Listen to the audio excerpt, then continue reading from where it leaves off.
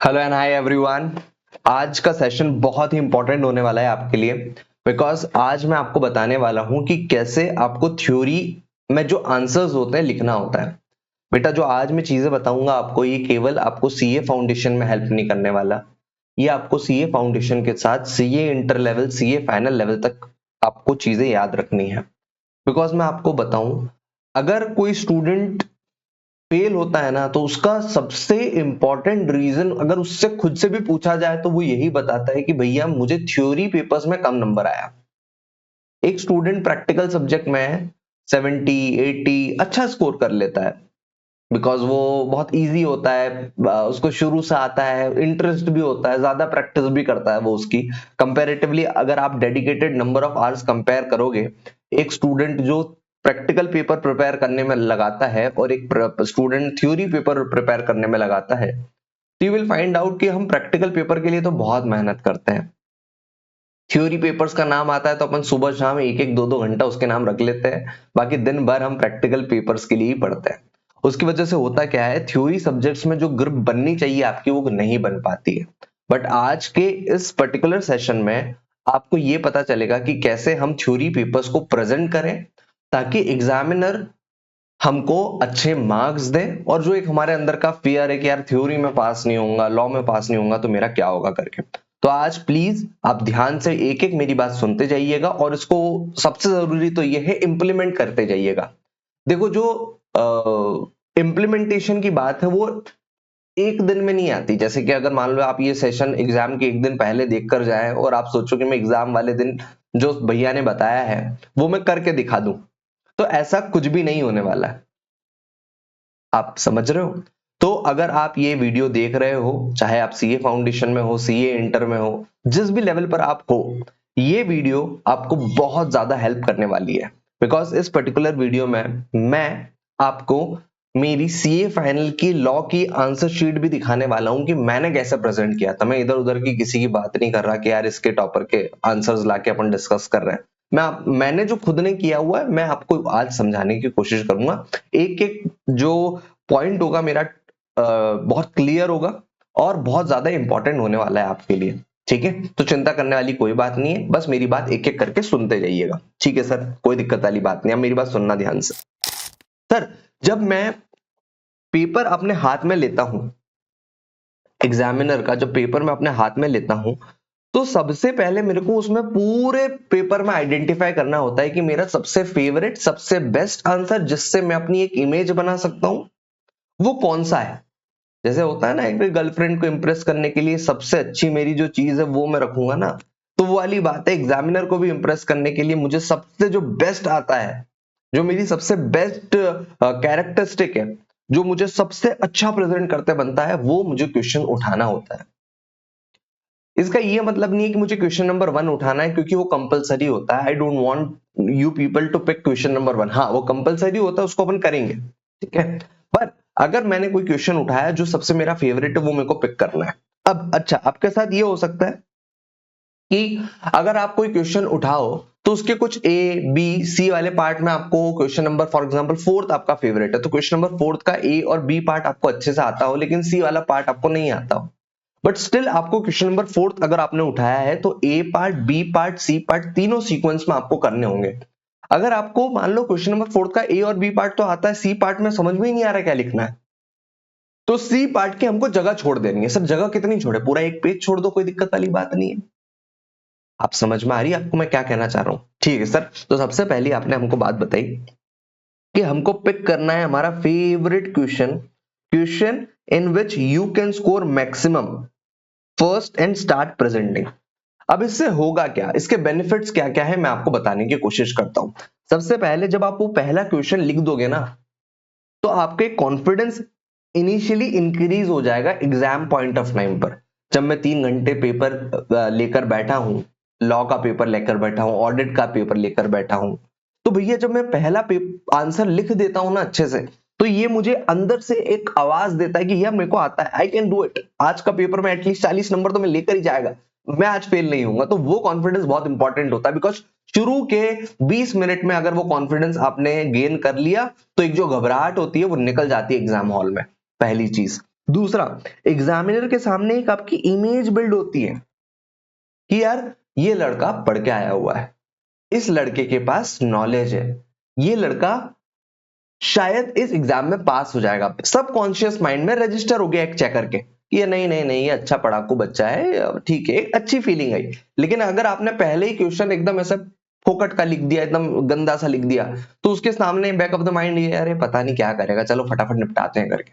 पहला आंसर इसलिए भी बहुत इंपॉर्टेंट होता है। तीसरा, अगर पहले क्वेश्चन में आपको फुल मार्क्स दे दिए एग्जामिनर ने, क्योंकि आपने बेस्ट दिया है अपना, और अगर आपने उसको फुल मार्क्स मिल गए आपको, तो जो दूसरे अगले क्वेश्चंस आने वाले हैं ना, उसका फ्लो मेंटेन हो जाता है। एग्जामिनर सोचता है हाँ यार ये अच्छा लिख रहा है, इसको नंबर देना है करके। समझ में आ रही है बात? बिल्कुल sir.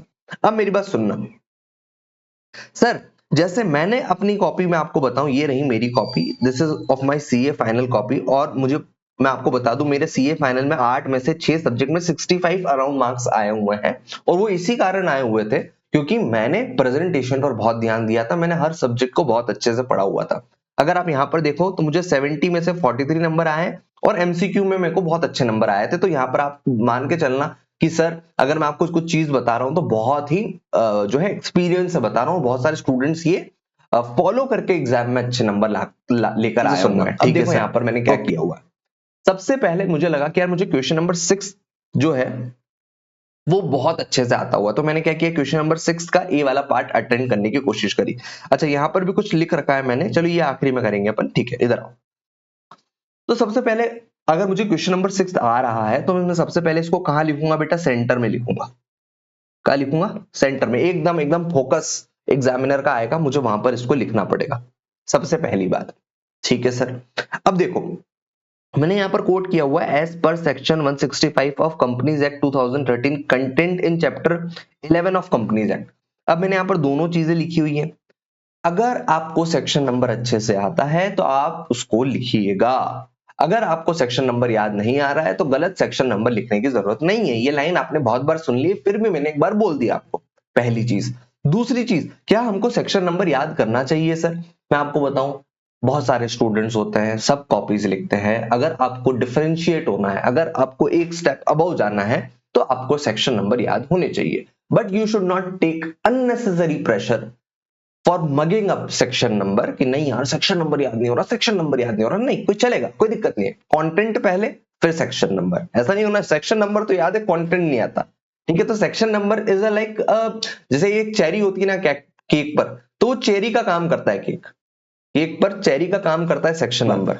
But cherry is like a section, cherry is like a section number two your ओल आंसर। अगर आप उसको लिख दोगे तो बढ़िया रहेगा, वो एक सुंदरता बढ़ा देगा आंसर का। But it is not like कि नहीं यार नहीं हुआ तो क्या होगा। ठीक है, तो अगर आपको आता है तो लिखिए आप। ठीक है सर। मैंने उसके बाद एकदम आप आंसर को देखो, मैंने एकदम कोई भी घिसपिस नहीं करी है। अगर एग्जामिनर को मेरा आंसर चेक करना होगा तो वो बहुत आसानी से, बहुत ही सांस लेते लेते फुर्सत में मेरा आंसर चेक कर सकता है, पहली बात। अब क्वेश्चन नंबर 6 का ए पार्ट मैंने यहां पर किया हुआ है, इसके बाद मुझे क्वेश्चन नंबर 6 का बी पार्ट भी करना पड़ेगा, और क्वेश्चन नंबर 6 का सी पार्ट भी करना पड़ेगा। अब हो सकता था मैंने ये वाला आंसर जो है ना आखिरी में लिखा हो, मैंने इसकी पूरी की पूरी स्पेस छोड़ दी हो, क्योंकि हो सकता है मेरे को नहीं आता हो। अब क्वेश्चन नंबर 6 अच्छा आता है मेरे को, ए और बी पार्ट मेरे को बढ़िया आता था तो मैंने कर लिया, लेकिन हो सकता है मेरे को सी वाला पार्ट अच्छे से नहीं आता, तो मैं उसकी जगह छोड़ दूंगा, आखिरी में कर लूंगा। आपको समझ में आ रहा है मैं क्या कहना हूं? बिल्कुल सर, आ रहा है, कोई दिक्कत वाली बात नहीं। तो ये वाली बात मैं आपको बताना चाहता था। अब सुनिए, मैंने आपको बोला right question number 6 5th in centre of the copy, follow always. Her question देखो, अब मैं आपको बता भी देता हूं, आपको मैं ये समझाने की कोशिश कर रहा हूं कि अगर कोई चीज मैंने फॉलो किया हुआ है तो वो प्रैक्टिस से आया हुआ है और हर क्वेश्चन में फॉलो किया। देखो सेंटर अलाइंड है या नहीं, ये चेक करना। ये देखो centre aligned, centre aligned, centre aligned, centre aligned, centre aligned, centre aligned, है ना, सेंटर लाइन। मतलब इतना भी ज्यादा नहीं, तुम बोलोगे नहीं नहीं एग्जैक्ट थोड़ी ना है सर, नाप के थोड़ी ना, नापना थोड़ी ना, मतलब वहां पे मतलब एकदम ऐसे थोड़ा सा कोने पे नहीं होना चाहिए, ऐसा समझा रहा हूँ। ओके, तो एकदम जो है लगभग लगभग बीच में मैंने हर क्वेश्चन प्लेस किया हुआ है, और यही बहुत ज्यादा इंपॉर्टेंट हो जाता है इधर की तरह। तो हर चीज सेंटर में आपकी जानी चाहिए। समझ में आ रहा है क्या? हाँ, मैं कह रहा हूं हर क्वेश्चन का सब पार्ट भी आप नए क्वेश्चन से स्टार्ट करना। और क्या बोला? हर क्वेश्चन का सब पार्ट भी आप नए पेज से स्टार्ट करना। देखो यार, एग्जाम फीस भरा है ना, वो कॉपीज तुमको घर ले जाने को देंगे क्या? नहीं देंगे ना। एकदम फुर्सत से एंजॉय करने का कॉपी, समझ में आ रही बात? कोई जगह नहीं बचाने का, हर क्वेश्चन नए पेज पर ही होना चाहिए। अच्छा सर नीचे जगह बच जाए तो क्या करना? अरे ऐसे काट पीट देना रे। अगर नहीं भी काटो पीटोगे तो कोई दिक्कत वाली बात नहीं है, खुला खुला छोड़ के आ जाना, कोई अपने को लोड वाली बात नहीं है वहां पे, ठीक है? ओके, देखो, every answer should be presented with proper spacing. Do not start answer from extreme left. extreme left का मतलब क्या होता है? extreme left का मतलब क्या होता है? सर इधर की साइड स्टार्ट नहीं हो, या फिर इधर की साइड, जैसे मैंने कभी कभी तो गलती करी है, जैसे यहां पर ये कर दिया, ठीक है? मतलब ये पूरा इधर की साइड भी सफिशिएंट स्पेस होना चाहिए और इधर की साइड भी सफिशिएंट स्पेस होना चाहिए। सर ऐसा क्यों बोल रहा हूँ? क्योंकि बहुत बार क्या होता है ना, वो कॉपीज को स्टेपल करने में अपने को अपना आंसर दब सकता है, या फिर अगर मान लो सर, कुछ वैसे तो नहीं होती ऐसी चीजें, अगर मान लो कभी अपनी कॉपी पर पानी वगैरह गिर गया तो फैलने के चांसेस होता है, कोई चीज की वजह से कट कुट गया तो दिक्कत होता है। तो इसीलिए सर इधर की भी सफिशिएंट स्पेस होना चाहिए, इधर का भी सफिशिएंट स्पेस होना चाहिए, पहली चीज। सर अगर आपकी राइटिंग खराब भी है ना तो सांस दो। देखो यहाँ पर, देखो मैंने बस ये लिखा और देखो ये पूरी लाइन छोड़ दिया, दिख रहा है आपको? यहाँ पर और लिखा, फिर ये पूरा छोड़ दिया, ये भी छोड़ दिया, ये भी छोड़ दिया, ये भी छोड़ दिया, ये भी छोड़ दिया, दिख रहा है तुमको? ये छोड़ दिया, इधर भी पूरी जगह छोड़ दिया, इधर भी छोड़ दिया। तुम समझ रहे हो मैं क्या कहना चाह रहा हूं? अगर मेरी राइटिंग खराब भी है तो I should present it like कि भैया कम से कम मेरे सारे शब्द अपने अपने हिसाब से सांस ले पाए, अपने हिसाब से ऑक्सीजन मिले उनको। मेरी राइटिंग खराब भी रहेगी तो प्रेजेंटेबल रहेगी तो बढ़िया रहेगा, समझ में आ रहा? और ये हर आंसर में किया हुआ है। देखो तुम एकदम फुर्सत से जगह छोड़ने का, कोई कंजूसी नहीं करनी। जिंदगी में अपन कंजूस हैं, लेकिन एग्जामिनर को क्यों बताना? समझ में आ रही है क्या? अरे बोलो ना हाँ या ना, है ना? देखो सिंपल सी बात है, अगर अपने पैसे लगे हुए हैं ना तो पूरा यूटिलाइज करके आना है वहां पर। अपने को कोई लोड ही नहीं लेना जिंदगी में कि भैया अपने को कुछ बचा के लाना है, ठीक है? So do not start answer from extreme left, do not answer points to extreme right, मतलब एकदम ना तो एक्सट्रीम राइट ना तो एक्सट्रीम लेफ्ट, एकदम सेंटर में चीजें एकदम बिखरी बिखरी सुलझा के आनी है। समझ में आ रही है बात? बिल्कुल सर। अब सुनना सर, अब मेरे को आंसर कैसे प्रेजेंट करना है, कैसे प्रेजेंट करना है, ये दो बातों पर डिपेंड करता है। It depends on to type of questions. क्या डायरेक्ट क्वेश्चन है या केस स्टडी बेस्ड क्वेश्चन है? ज्यादा चांसेस किसके होते हैं बेटा? केस स्टडी बेस्ड के होते हैं। लेकिन कभी कभी डायरेक्ट क्वेश्चन आ जाते हैं कि यार एक्सप्लेन दिस, है ना? ऐसे 5 चीजें बताओ जब कॉन्ट्रैक्ट वॉइड होगा, वॉइडेबल होगा। ऐसा डायरेक्ट क्वेश्चन भी आ सकता है, ब्रीच ऑफ कॉन्ट्रैक्ट कब होगा, है ना? बेलमेंट का क्वेश्चन आ गया, सेल ऑफ गुड्स एक्ट का क्वेश्चन आ गया, या फिर आपको मान लो कंपनीज एक्ट के क्वेश्चन आ गया, नेगोशिएबल इंस्ट्रूमेंट एक्ट का क्वेश्चन आ गया, ऑडिट से रिलेटेड कोई डायरेक्ट क्वेश्चन आ गया। जब डायरेक्ट क्वेश्चन आ जाता है ना थ्योरी पेपर में, तो भैया आपको ना डायरेक्ट क्या करना चाहिए? डायरेक्ट पॉइंट्स बना के आने चाहिए। 5 रीजन कैसे? Old class 12th method, each point method, the following are the reason, 1 2 3 4 5 जो भी है। याद है ना 12वीं में कैसे करते थे बिजनेस स्टडीज में? याद आ रही है? वैसे करना होता है अगर वो डायरेक्टली पूछे तो। लेकिन अगर पूरा का पूरा प्रोविजन दे रखा है, कैसा प्रोविजन आता है? जैसे राम यहाँ पर गया, फिर उसने इससे कॉन्ट्रैक्ट किया, फिर उसने ये चीजें करी, तो फिर उसके साथ ऐसा हो गया। कंपनीज एक्ट से रिलेटेड कोई केस स्टडी आ गया अपने को, है ना? ऑडिट में बहुत बार केस स्टडी आ जाता है कि इस ऑडिटर ने ऐसा किया तो ये क्या ऑडिटर को पेनल्टी लगेगा क्या? तो बहुत सारी चीजें ऐसे जो पूरा का पूरा प्रोविजन बेस्ड आता है। तो उसमें सर ये वाला अपना फॉर्मेट होता है। सर क्या होता है? सेक्शन। अच्छा, सेक्शन नंबर आता है तो कोट करो only when you are sure of section number. फिर क्या आएगा? Fact of the case. फिर क्या आएगा? कंक्लूजन। अच्छा, बीकॉम का एग्जाम नहीं है कि अपने को पूरे 4 4 5 5 पेज लिख के आना है। एक पेज में भी अगर आपने 3 4 नंबर का क्वेश्चन अटेंड किया हुआ है ना, 5 नंबर का भी क्वेश्चन अटेंड किया ना, इट इज सफिशिएंट। सो कोई दिक्कत नहीं है, आप 4 5 पेज मत फैलाओ। Answer must be question based. Question में जो चीजें हैं वो, अब प्रोविजन में बहुत सारे सबसेक्शन होते हैं, सबसेक्शन 1 2 3 4 5 7। अगर मान लो एक पर्टिकुलर सबसेक्शन से रिलेटेड केस स्टडी आया है तो वो सबसेक्शन आपके क्वेश्चन में आना चाहिए। सॉरी, समझ में आ रही बात? पूरा क्वेश्चन के मतलब पूरे सेक्शन के सारे सबसेक्शन का वहां पर जिक्र करने की कोई जरूरत नहीं। जो सबसेक्शन के पर्टिकुलर क्वेश्चन ड्राफ्टेड है, I need to pick that up and solve my answer. समझ में आ रही है बात? गॉट इट और नॉट? बिल्कुल sir. No need to go in detail of full section. कोई सेक्शन नंबर एकदम ऐसा पूरा डिटेल में लिखने की आपको कोई जरूरत नहीं है। आप जो है डायरेक्ट टू द पॉइंट चीजें लिखोगे तो अभी आपका काम हो जाना है। ओके, ठीक है सर। और आप सुनना, जैसे अगर कोई भी सेक्शन आया तो कुछ कुछ चीजें बहुत सिंपल होती है। जैसे अगर मान लो कंपनीज एक्ट का कोई सेक्शन आया तो अपन को क्या लिखना है? As per section this of companies act 2013, फिर प्रोविजन लिख दो आपका, कोई दिक्कत वाली बात नहीं है। फिर फैक्ट ऑफ द केस लिख दो कि राम ने ऐसा किया तो ये ऐसे हुआ। फिर डायरेक्ट कंक्लूजन पर चले जाओ कि reading from the provision of companies act as per the above provision Ram is guilty of the misconduct, या फिर Ram should be penalize with this amount. ऐसा करके पूरा आंसर आपका ड्राफ्ट होना चाहिए केस स्टडी बेस्ड में, पूरा पिन पॉइंट होना चाहिए, चीजें आपकी क्लियर कट होनी चाहिए। जैसे अगर आप मेरा एक भी आंसर देखोगे, जैसे अगर मैं आपको एक भी आंसर अपना बताऊं तो देखो क्या लिखा हुआ है। सबसे पहले मैंने लिखा हुआ है सेक्शन के बारे में, ये दिख रहा है, पढ़ो इसको, क्या है, as per section 165 of companies act 2013 content in chapter 11 of companies act. Sir आपको इतना याद करके गए थे क्या? बेटा एक चैप्टर नंबर याद करना बहुत इजी होता है, क्योंकि एक चैप्टर में बहुत सारे प्रोविजंस होते हैं, बस आपको याद रहे कि यार क्या क्या क्या क्या क्या क्या है, तो लिखना आ जाता है। जैसे अगर मान लो ये सेक्शन नंबर मेरे को याद भी नहीं होता तो मैं डायरेक्ट लिख देता है as per the provisions contained in chapter 11 of companies act, तो भी काम बन जाता मेरा, ठीक है। तो इसलिए मैंने चैप्टर नंबर याद कर लिए था, ठीक।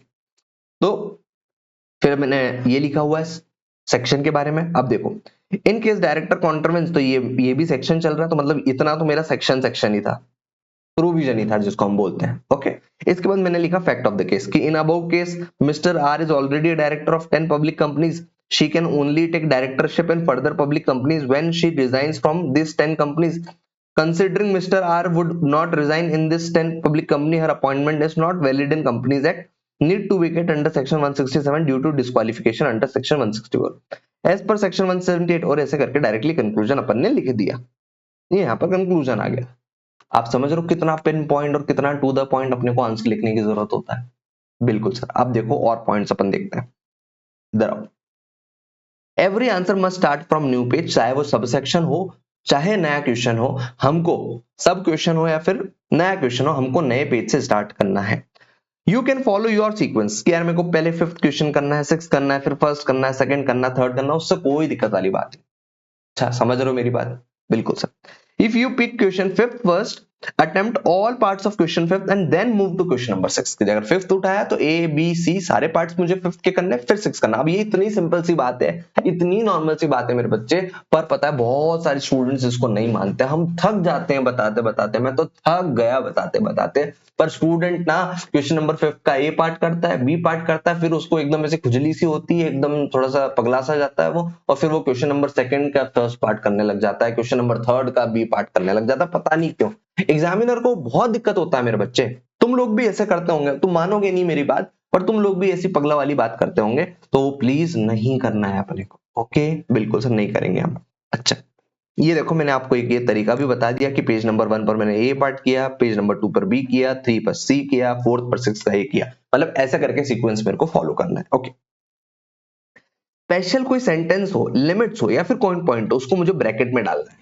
तो ये ब्रैकेट में डालने का जो तरीका होता है ना, ये बहुत ज्यादा इंपॉर्टेंट होता है। बिकॉज आप सोचो ये पूरी ऐसी आपकी एक कॉपी तो चेक करनी नहीं बंदे को, उसके पास तो हजारों कॉपी पड़ा हुआ है एग्जामिनर के पास। तो अगर उसको चेक करना होता है, तो अगर आपने ऐसे ऐसे डब्बा बना दिया होता है ना, ये डब्बा दिख रहा है आपको, ये डब्बा डब्बा डब्बा डब्बा दिख रहा है आपको, तो ये डब्बे में बहुत हेल्प होता है उसको। और देखो आप मेरे हर आंसर में डब्बा दिखेगा, आपको दिख रहा है डब्बा,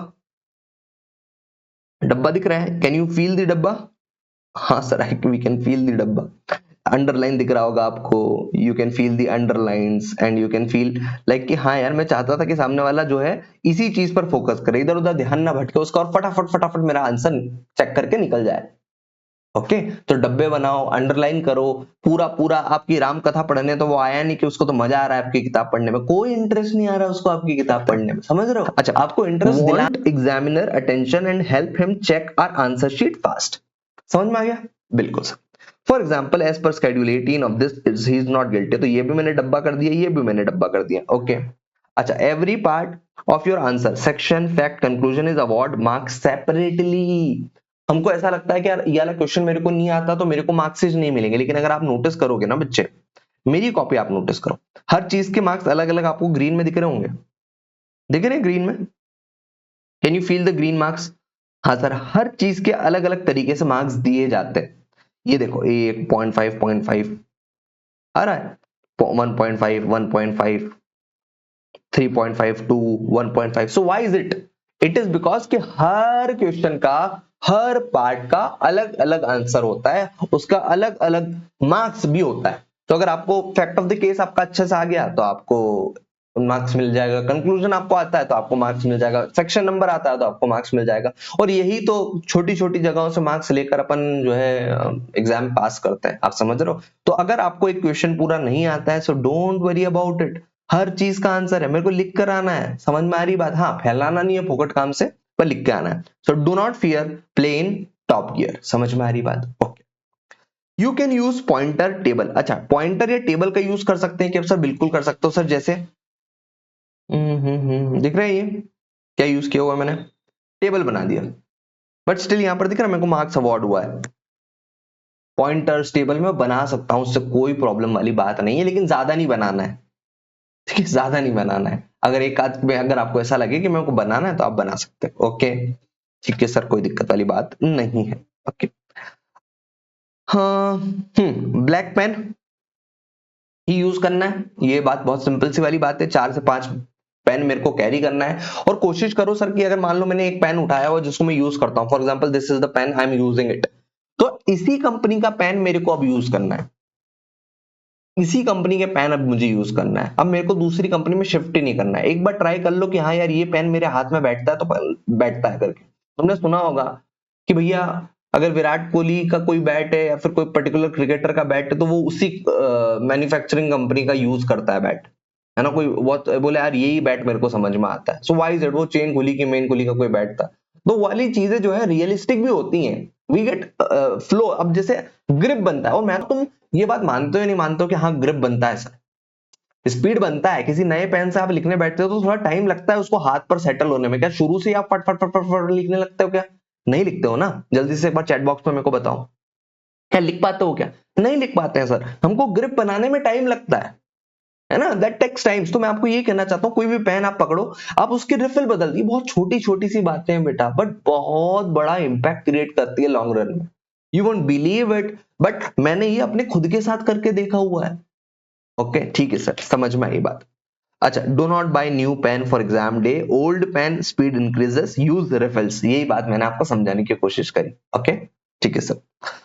अच्छा, जय राम ओम, है ना, ऐसा जो भी आप धर्म में आप मानते हो वो कॉपी में नहीं लिख के आना है ना। ऐसा नहीं लिखना एग्जामिनर को पास कर दे वरना देख लूंगा, ऐसा कुछ नहीं लिखना है उसको।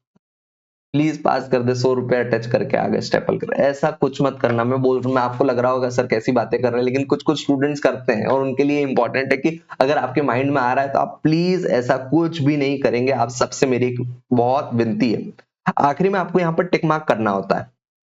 जैसे मैंने थर्ड वाला क्वेश्चन अटेंड नहीं किया तो मैं यहाँ पर लिख के आऊंगा कि मैंने पहला, दूसरा, चौथा, पांचवा, छठा किया, ताकि एग्जामिनर को पता चल जाए पूरा पेपर अटेंड करने के बाद करना पड़ता है।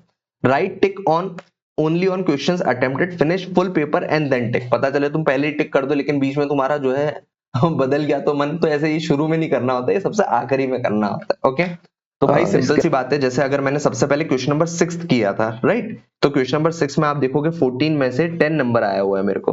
तो it increases my confidence as well as examiner confidence कि बंदा पढ़ के आया हुआ है, इसको चीजें पता है। तो अगर ये वाले मार्क्स आप पहले ही क्वेश्चन में लेकर आओगे तो ऑटोमेटिकली सामने वाला सोचेगा हाँ यार ये आगे वाले क्वेश्चंस में भी अच्छा क्वेश्चन करने वाला है। क्वेश्चन नंबर 6 के बाद मैंने क्वेश्चन नंबर 4 किया तो यहाँ पर देखो 14 में से 10 नंबर आया हुआ है, तो फिर वापस और कॉन्फिडेंस इंक्रीज हुआ एग्जामिनर का कि हाँ हाँ हाँ चल रहा है, फ्लो चल रहा है, तो ओवरऑल आपका भी पेपर अच्छा जाने लगता है। ठीक है, मैं आपको और एक दो चीजें बोलना चाहता हूँ कि सबसे पहले तो बेटा अपने अंदर एक ना कॉन्फिडेंस रखना है एग्जाम पेपर लिखने के पहले कि हाँ यार मेरा अच्छा जाने वाला है। ठीक है, राइटिंग मैटर नहीं करती, वापस बोल देता हूं, राइटिंग मैटर नहीं करती, मैटर नहीं करती। ठीक है, तीसरी बात बोलता हूं सर, लैंग्वेज आपकी हो सकती है, लैंग्वेज आपकी हो सकती है, मतलब आपकी वर्डिंग्स हो सकती है, इंग्लिश आपकी हो सकती है, बट जो वर्ड्स हैं सर वो वर्ड्स आपको आईसीएआई के ही लेने पड़ेंगे। बहुत सारे स्टूडेंट्स यहाँ पर दिक्कत करते हैं, उसको आता तो सब कुछ है, कॉन्सेप्ट भी अच्छे से आता है, लेकिन अगर वो वर्ड्स आपके आंसर में नहीं आएंगे तो सॉरी टू से बेटा आपको मार्क्स नहीं आ पाएगा। बात समझ में आ रही है? तो इस पर आप थोड़ा सा इंपॉर्टेंस दीजिए जब भी आप आंसर याद करें, कोई भी प्रोविजन याद करें कि क्या मुझे आईसीएआई के वर्ड्स याद हो रहे हैं नहीं हो रहे। अगर आपको आईसीएआई के वर्ड्स याद होंगे तो आपको ऑटोमेटिकली एग्जाम टाइम पर हेल्प मिलेगा। ठीक है सर। सर लॉ के लिए मैं एक और बात बहुत इंपॉर्टेंट आपको बताना चाहता हूं कि सर लॉ आप याद करिए, याद करिए, ठीक है, याद करिए, लेकिन सर मैं आपको बता दूं सर लॉ में बहुत ज्यादा इंपॉर्टेंट हो जाता है question practice. Question practice sir, question practice से मेरा मतलब ये नहीं है कि आप हर क्वेश्चन को लिख लिख कर देखिए एग्जाम टाइम पर या फिर प्रिपरेशन टाइम पर। अब मैं ये नहीं कह रहा कि आपको लिख कर देखना है, पर आपको ये पता होना चाहिए कि कितने सारे क्वेश्चंस आईसीएआई ने अलग अलग तरीके से बनाए हुए हैं। क्योंकि सर आईसीएआई पता क्या देगा, केस स्टडी देगा, और अगर आप सारी केस स्टडी देखकर गए तो आपको पता चल जाएगा कंक्लूजन कैसा कैसा बैठता है। प्रोविजंस बहुत सारे स्टूडेंट्स को याद होते हैं, सेक्शन सबको याद होते हैं, कंटेंट सबको याद होता है, बट उससे बात नहीं बनेगी। क्या मैंने पूरी आरटीपी, सारी आरटीपी कर रखा है, एमटीपी कर रखा है ना? क्या मैंने पास्ट ईयर क्वेश्चंस दबा रखे हैं? क्या मैंने स्टडी मैट के क्वेश्चंस कर रखे हैं?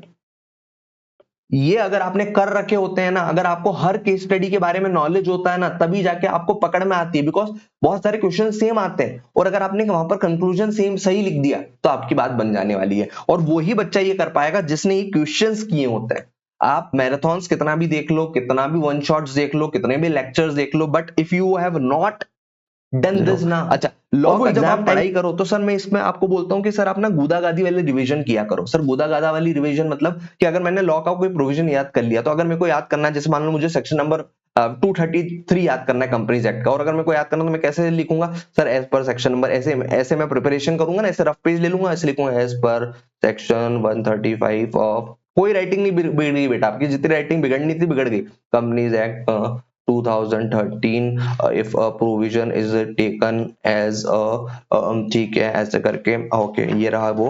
और इसके पॉइंट्स क्या थे, ये फर्स्ट पॉइंट था कि अगर ये प्रिंसिपल इस एजेंट को सप्लाई कर देगा, दूसरा पॉइंट था कि इंपोर्ट ऑफ सर्विस वाला था, और तीसरा वाला पॉइंट था कि डीम्ड एजेंट और अगर रजिस्टर्ड पर्सन होगा, और अगर ये इन कोर्स और फर्दरेंस ऑफ बिजनेस जीएसटी में सप्लाई करेगा तो ये होगा। सर मेरे को जीएसटी इनकम टैक्स याद है तो वो लिख रहा हूँ, ठीक है। तो ऐसा रिवीजन आपको करना है। मतलब जब मेरे को चीजें याद हो गई है ना, मैं पेपर लूंगा और ऐसे फटाफट फटाफट लिखते जाऊंगा, तो मेरा एक तो प्रेजेंटेशन भी हो रहा है मुझे कैसे करना है एग्जाम में, और मेरे को ना माइंड में रिकॉल भी हो रहा है। अब देखो इसमें इस टाइम पर मैं क्या क्या कर रहा हूं, एक तो मैं बोल रहा हूं, एक तो मैं लिख रहा हूं। Basically I am using all my senses which I can do. और जैसा आपकी कॉपीज में जो आपके नोट्स बने हुए हैं ना, वैसा का वैसा आप लिखोगे तो मजा आएगा। जैसे मैं लोगों को लॉ में एक ही चीज बचा सकती है, वो है एक तो रटना, दूसरा है मैक्सिमम क्वेश्चंस प्रैक्टिस करना केस स्टडी बेस वाले, और तीसरा है कि भाई मेरे को स्क्रिबल रिवीजन, मेरे को गूदा गादी वाली रिवीजन को फॉलो करके पूरे के पूरे सिलेबस को अपने सर में बिठाना है और फिर वहां पर छोड़ के आना है। मैं आपको बताऊं मेरे थ्योरी सब्जेक्ट्स में बहुत अच्छे मार्क्स आए सीए फाइनल पर, और मैंने यही फॉलो किया था। आपको डर शायद बहुत लगता होगा लॉ के लिखे रहे ऐसा वैसा ऐसा वैसा, आपके नोट्स जो है फाइनलाइज होने चाहिए, नोट्स आपके फाइनलाइज होने चाहिए। ऐसा नहीं होना चाहिए कि मैंने पहले रिवीजन में और किसी से पढ़ा, फिर दूसरे रिवीजन में और किसी से पढ़ा, ऐसा नहीं होना चाहिए। नोट्स अगर मैं स्टडी मैट फॉलो कर रहा हूं तो स्टडी मैट फॉलो करूं। क्या होता है ना, चीजें प्रिंट होती हैं, चीजें अपने माइंड में एक इमेज प्रिंट होता है, and that is very important जब आप फाइनल रिविजन कर रहे होते होंगे। ओके, होप आपको मेरी बात ये सारी समझ में आई होगी। आप इन चीजों को फॉलो करेंगे तभी आपको एग्जामिनर बहुत प्यारे प्यारे नंबर देगा दोस्तों। और जो मन में अपने मन रहता है ना 50 नंबर नहीं आया, 40 नहीं आया, वो एकदम दिमाग से हटता जाएगा। होप आप लोग ये फॉलो करोगे, मेरी बात मानोगे और बहुत इज्जत से पढ़ाई करोगे। ओके, जल्दी बताइए सर आपको कैसा लगा ये